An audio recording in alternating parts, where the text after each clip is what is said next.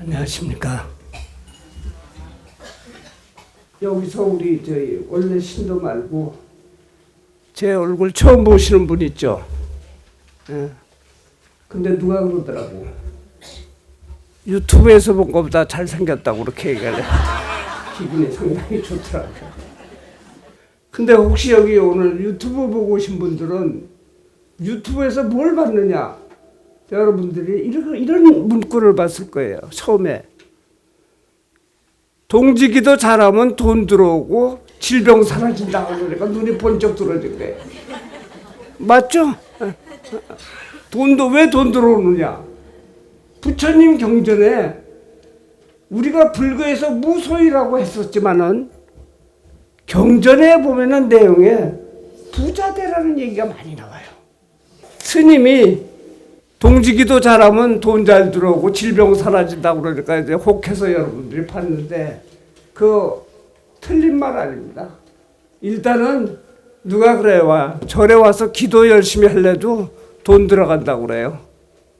그리고 돈이 없는 사람이 오더라도 여건 사는 세상은 돈이 들어와야지 제 몫을 하는 겁니다.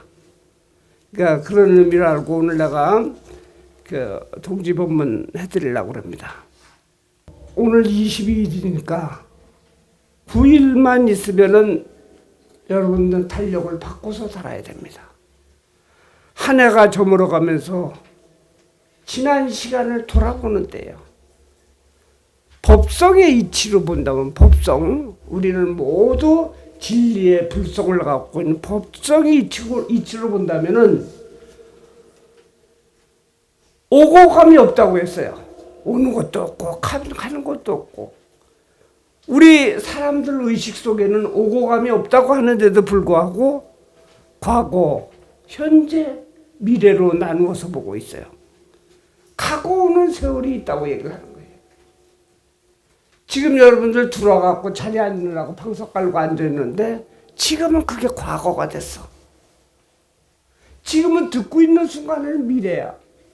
5초 후에는 또 과거가 돼서 그러니까 과거, 현재, 미래는 없는 거예요, 보면. 그래도 세월이 12월 달이 되면은 한 해를 우리가 만들어 오늘 왜 금강경을 했는지 알아요? 달력을 만드는 것도 우리가 이름을 붙여서 달력이라고 붙였다 하는 얘기예요. 한 해를 만드는 것도. 제가 법문하기 앞서서 화엄경에 있는 기송을 하나 할까 합니다. 그럼 여러분도 이 화엄경에 있는 기송을 자세히 듣고 무슨 뜻인가도 제가 설명을 하겠습니다. 일념무관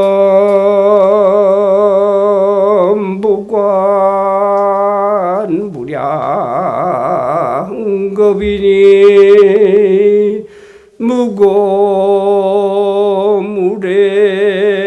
영무주이고 여시 삼세한다면 조제방편 성심덕이니라 나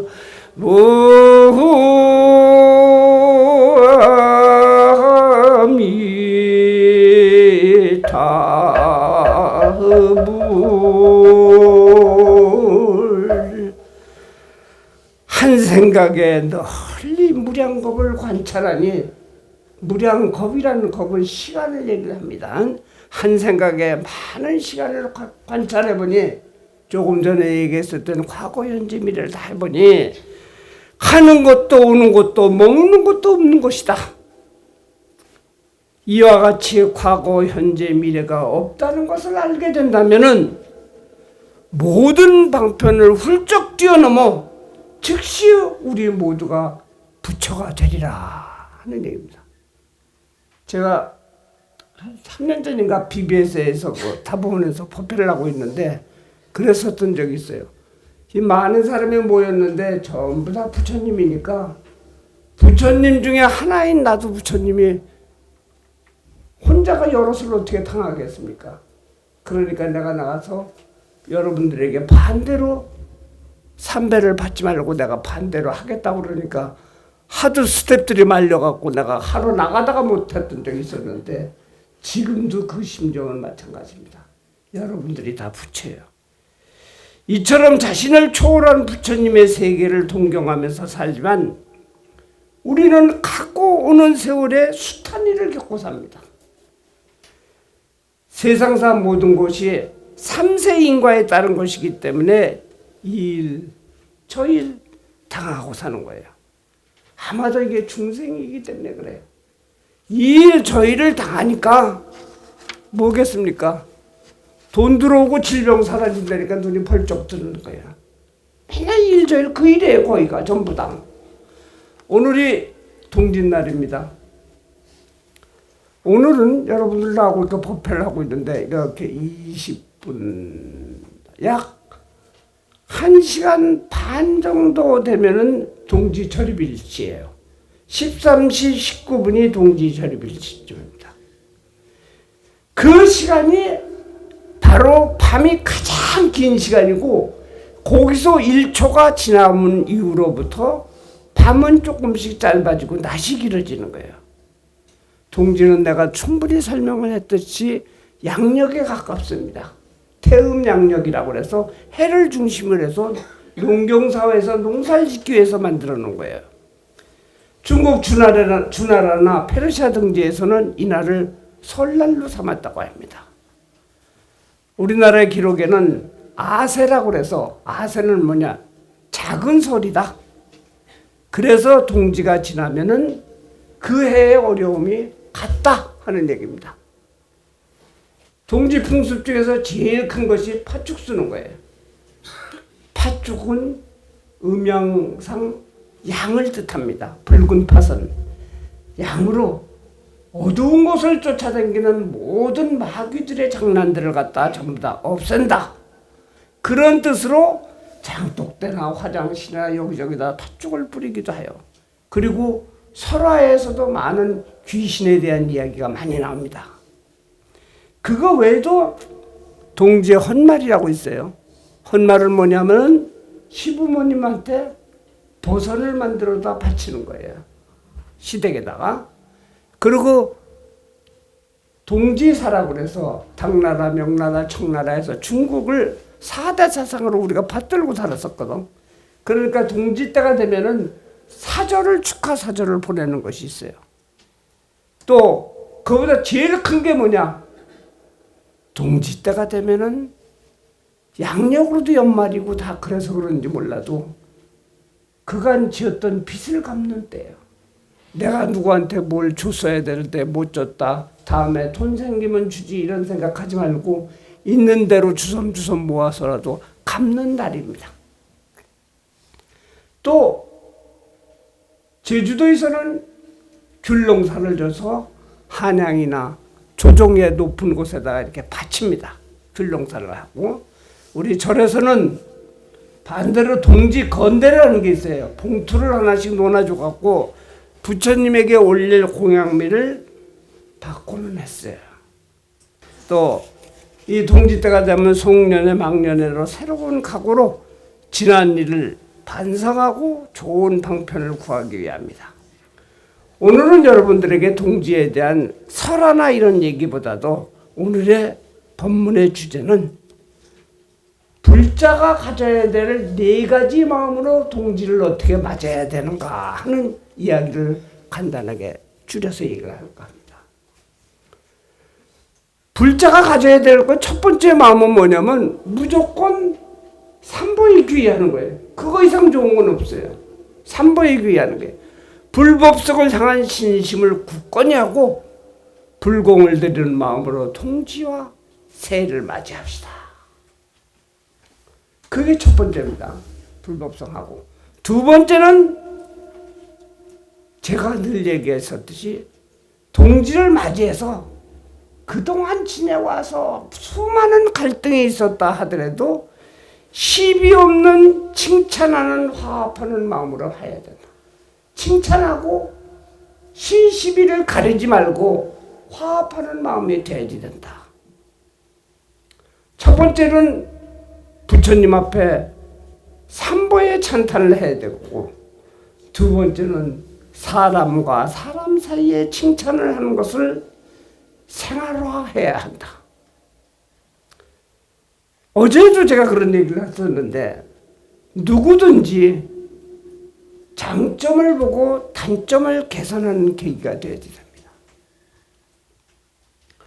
어저께 제가 중간에 첫날 입제할 때 내가 다른 데를 가 있었기 때문에 첫날 못 왔었어요. 어저께 소참 법문할 때 잠시 얘기를 했었는데 무슨 얘기 했었는데 세 사람만 모이면 한 사람이 스승이 된다고 그랬어요. 누구든지 셋이 모이면. 그와 같이 지금은 셋이 모이면 한 사람이 스승이 되는 것이 아니라 둘, 셋만 모으면 뭐가 잘했는지 못했는지 이런 소리가 나와요. 시시비를 가려요. 그거는 승속을 가리지 않고 누구든지 다 그럽니다. 이게 시대적인 상황이 된다는 것은 상당히 우리가 불행한 시대를 살고 있는 거예요. 옛날에 책에서 보면 고래도 칭찬하면 춤을 춘다는 말이 있어요. 그런데 현실은 어떻습니까? 논리, 구실을 앞세워서 시시비를 따지는 것이 마치 잘한 것 같은 모습으로 우리 눈에 비춰집니다. 특히 이 2019년은 우리 주변에서 더 많은 시비 속에서 살고 있어요. 매일 한쪽에선 잘했다 하고 뭐 들고 얘기하고 한쪽에선 또 뭐 태극기 들고 촛불 들고 뭐 이러느라고 하나가 갔어요. 모든 것이 꼭 상대방이 잘못한 걸 어떻게 하면 캐낼까? 상대방이 잘한 것을 칭찬할 생각을 안 하고 잘못한 걸 굳이 따집니다. 저는 이렇게 생각합니다. 그러다 보면은 나라가 흔들려요. 청문회 예산안들 뭐 이것이 전부 시비에 잘했다 잘못했다 잘했다 잘못했다 뭐가 잘못했느냐 나는 당연하다 이런 속에 사는 거예요. 인간은 시비가 없으면은 뭐가 안 되는 것 같아요. 늘 시비 속에 사는데 제가 중국 청나라에 중국 정나라입니다. 옛날에 정나라에 이름이 완이라는 사람이 한 사람이 살고 있었어요. 그는 열심히 몇 년간 공부를 해갖고 유자가 되었습니다. 유자라는 것은 유교의 유자에 같이 생각을 하면 돼요. 예절과 즐거움으로 세상을 다스려야 한다 하는 생각을 가진 사람이고 그렇게 해서 그런 정신을 많이 갖고 있는 사람을 갖다 선비로 벼슬을 내린 것이 유자입니다.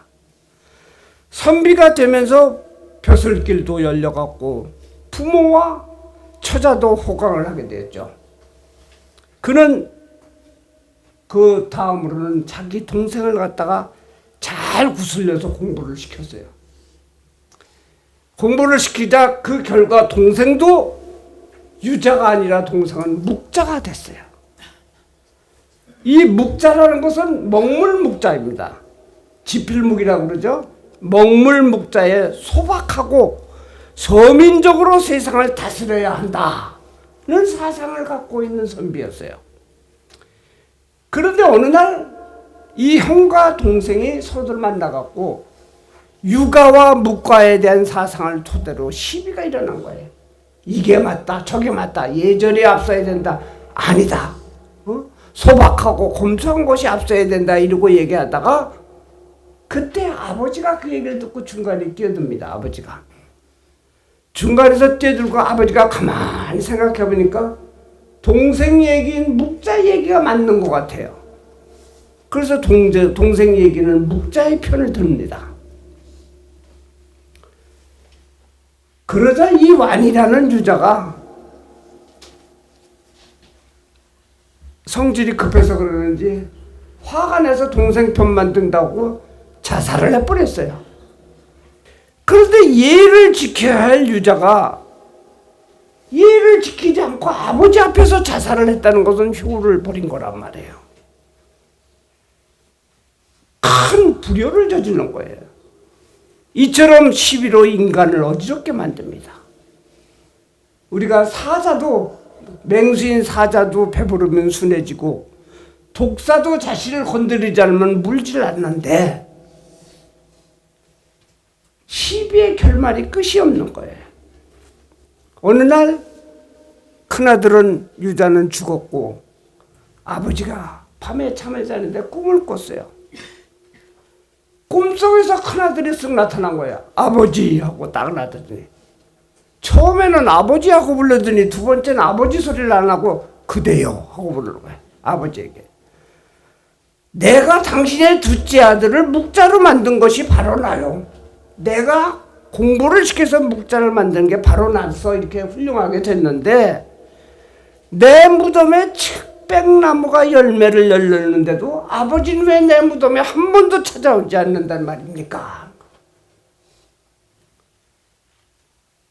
죽은 자가 꿈속에 나타나서 아버지를 원망하는 거예요. 살았을 때 시비가 죽어서까지도 연결되는 거예요. 꿈속에서 누가 동생을 묵자로 만들었는가에 대한 공에 대한 다툼을 하는 겁니다. 그래서 가르침으로써 교육으로서 인간의 본성 천성을 바꿀 수가 없다는 말도 있어요. 누구든지 여기 앉아있는 분들도 어느 누구가 몇 가지만 얘기를 한다 했을 경우에는 네 말이 옳고 내 말이 옳고 금방 가리려고 덤벼듭니다.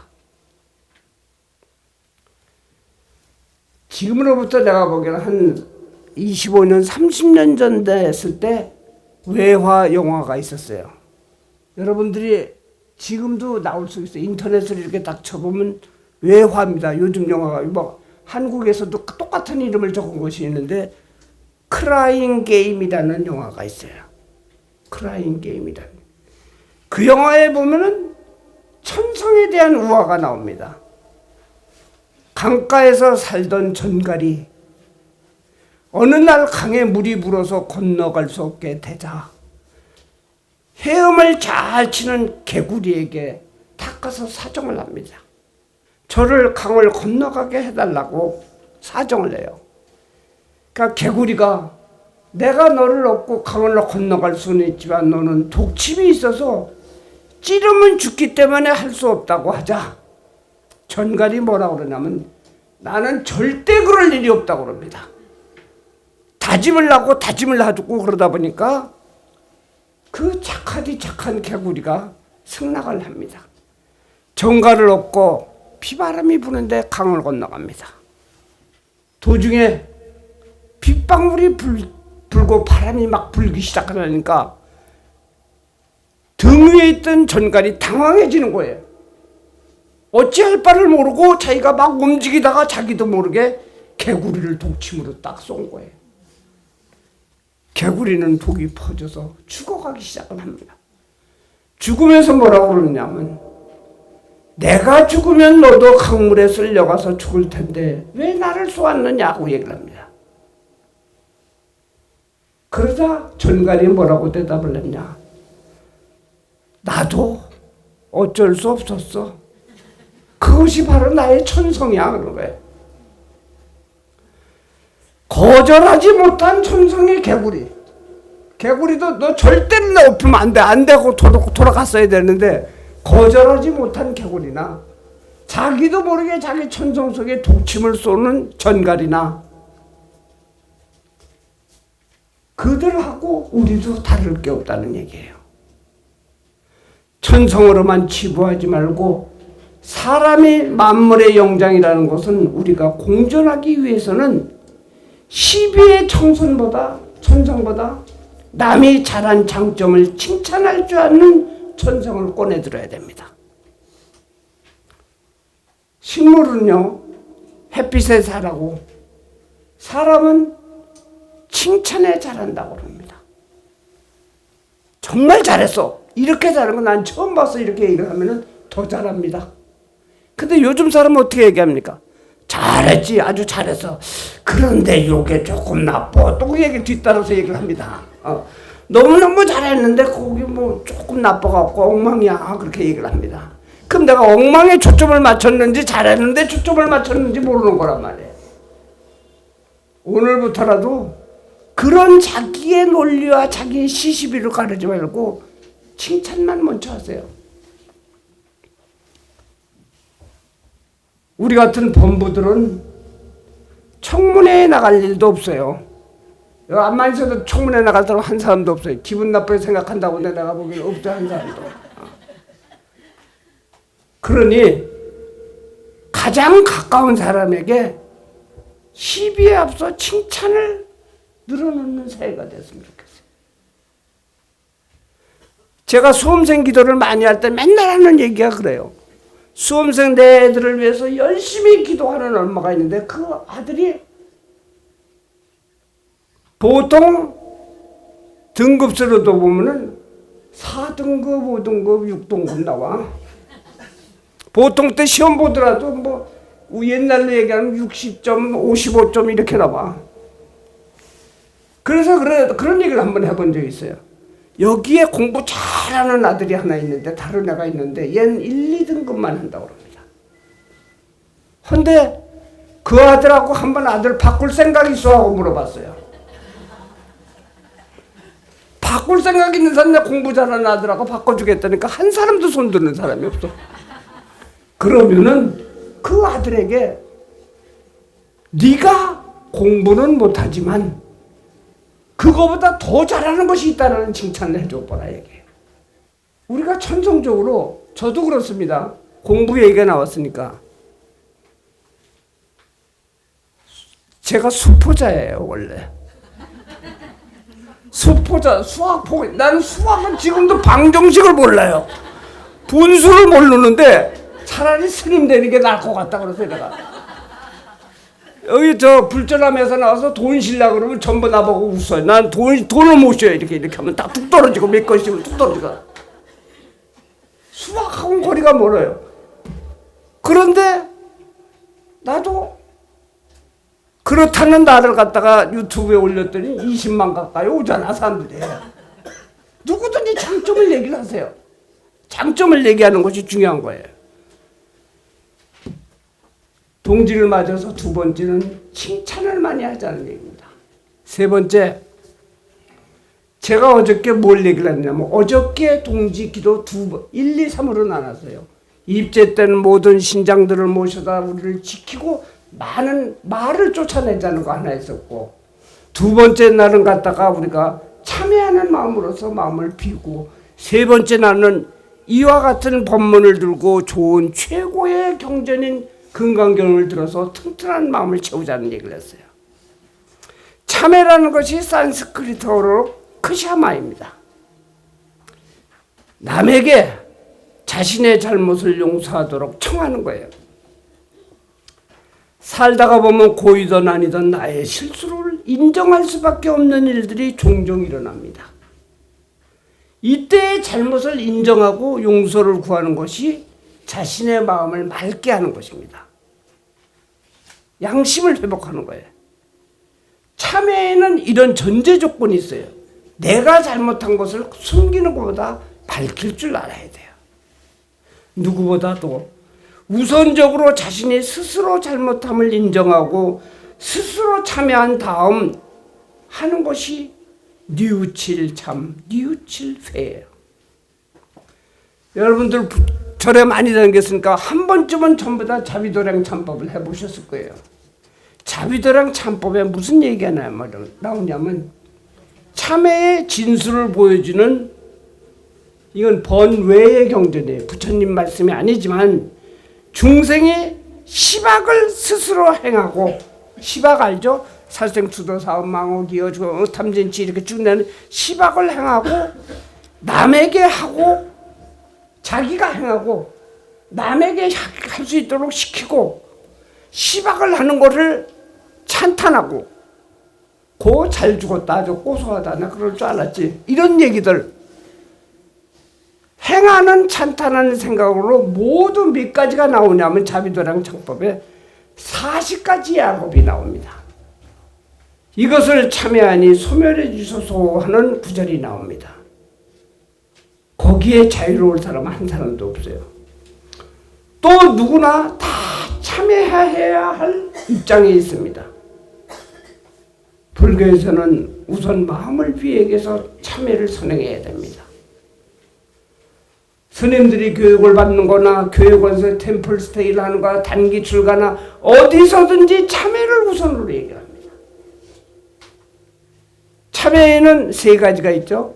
작법 참회, 관상 참회, 무상 참회라고 했는데 이걸 둘로 나누면 사참과 이참, 이참과 사참이라고 합니다.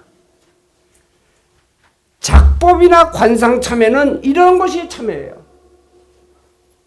몸을 절을 참회를 하기 위해서 끝없이 절을 합니다. 진을 합니다. 참회진을 합니다. 독경을 합니다. 그것도 안 되니까 참회하다 모르니까 땅을 치고 울기도 하고 이럽니다. 이것이 작법 참회예요.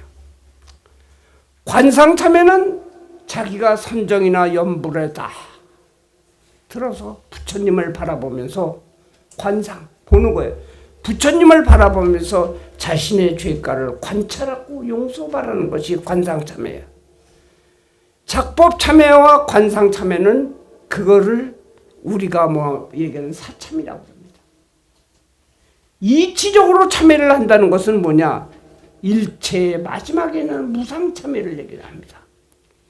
일체의 법의 공한 이치를 알고 빠져들면서 죄와 죄의 생성과 죄가 일어나는 것과 소멸까지 생각하면서 하는 참회를 무상 참회라고 합니다.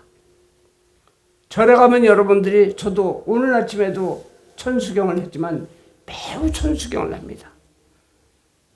천수경에 그 무상 참회에 대한 얘기가 딱 나오죠. 죄무자 성종심기 심양멸시 죄영막 죄망신멸량구곡 시증명이 진참회합니다. 죄란 스스로 있는 것도 아니고 마음에서 일어난다. 내가 처음부터 죄 져야지 이런 사람은 없어요. 저기 밉기 시작하니까 저놈을 미우니까 다리를 부러지게 하든 길가에 넘어지게 하든 그런 생각을 갖게 된다는 얘기예요. 그러니 마음이 만약에 없었다면 죄도 없어지는 거예요. 그래서 죄도, 마음도, 죄를 지려고 했었던 마음도 죄도 둘 다 없으면은 이것이 진정한 참회이다. 지금 제가 얘기하는 것도 불교는 스님들이 이렇게 얘기를 하는 게 참 어려워요. 쉽게 풀어서 얘기한다고 그러지만 더 쉽게 얘기하면은 죄 지을 생각이 없는 사람은 죄를 지을 수 없다 얘기해요. 간단하죠. 심양멸시, 죄욕망 이렇게 어렵게 하지 말고 죄 지을 생각이 없는 사람은 죄를 지을 수 없다. 그러니 과거, 현재, 미래에서 마음을 맑게 하고 선하게 하겠다는 결심이, 그러한 결심이 바로 참회이다라는 얘기예요. 자신의 잘못을 반성하고 미안해하며 후회하고 재발 방지, 다시는 그러지 않겠다는 결심입니다. 합리화가 아니라 순수한 결심이에요. 이런 참회의 마음이 없으면은 도덕적 불감증에 처져듭니다. 스스로 자신이 어디쯤 서 있는가를 모르고 이를 깨달았을 때 너무 멀리 와 있어요.